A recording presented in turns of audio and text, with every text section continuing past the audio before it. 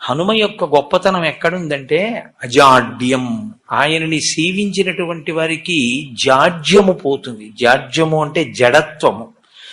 జడత్వము అన్న మాటకు అర్థం ఏమిటంటే స్పందన శక్తిని కోల్పోవడం.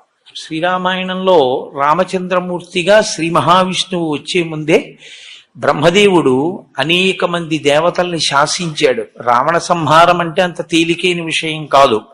నరవానరముల చేత సంహరింపబడడు కనుక, ఆయన నరవానరముల చేత సంహరింపబడనని వరం అడగలేదు కనుక మీ అందరూ కూడా వానరాంశలలో వెళ్ళండి అన్నాడు. దేవతలందరూ వానరుల యొక్క అంశలలో వచ్చారు.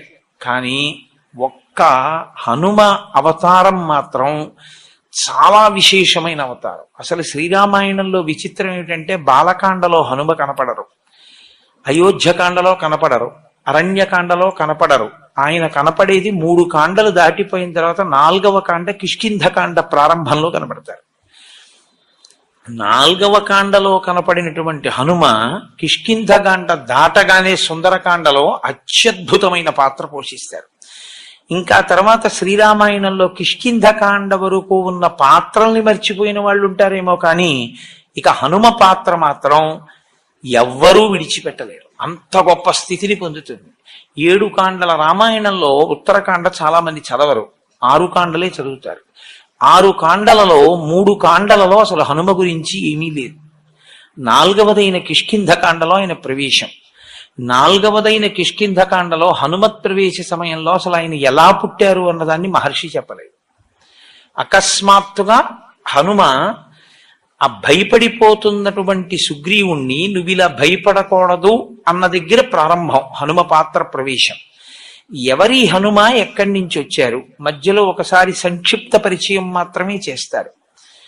కానీ అసలు హనుమ యొక్క అవతార విశేషాన్నంతటినీ కూడా శ్రీరామాయణం ఉత్తరకాండలో చెప్పారు. అందులో అంజనాదేవి వాయుదేవుణ్ణి తన గర్భమునందు ధరించింది, అనగా వాయువు యొక్క తేజస్సుని ధరించి ఆమె గర్భవతి అయింది. కారణజన్ముడైనటువంటి ఒక మహాపురుషుడు జన్మించాలి. ఆమె పర్వత గుహలో ఉంది ఆ సమయంలో, అరణ్యంలో. ఆమెకి శాలిశూక నిభాభాసం ప్రసూతేమం తదాంగన ఫలాన్యాహర్తుకామావై నిష్క్రాంత గహనే వనే అన్నారు మహర్షి. ఆమె శాలిశూక నిభాభాసం. హనుమ యొక్క రంగు గురించి లోకంలో రకరకాల అపోహలు. ఆయనకి తీసుకెళ్లి నీలం రంగు వేసేస్తూ ఉంటారు. అసలు ఆయన రంగది కాదు. ఆయన పచ్చగా బంగారం ఎలా ఉంటుందో అలా ఉంటారు. వేష్టితార్జున వస్త్రంతం విద్యుత్ సంఘాత పింగళం అంటారు సుందరకాండలో మహర్షి. మెరుపుల పోగు ఎలా ఉంటుందో అంత పచ్చటి రంగు అయింది.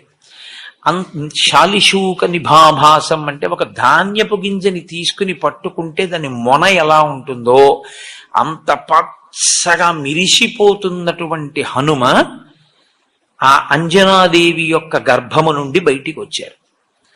ఆవిడికి ఆకలేసి ఓ పండు తిందామని ఆ గుహలోంచి ఆ పక్కన ఉన్న అడవిలోకి ఆవిడ వెళ్ళింది. ఫలాన్యాహర్తు కామావై నిష్క్రాంత గహనీవని. ఇప్పుడు ఈ పిల్లవాడు పడుకునున్నాడు, అప్పుడే పుట్టాడు. పుట్టి ఇంకా కొద్ది సమయం ఈ పిల్లవాడికి ఆకలేసి పాలు ఇవ్వడానికి అమ్మ దగ్గరలో లేదు. పుడుతూనే ఈ పిల్లవాడికో పండు తిందామనిపించి ఆయన పైకి తలెత్తి చూశాడు.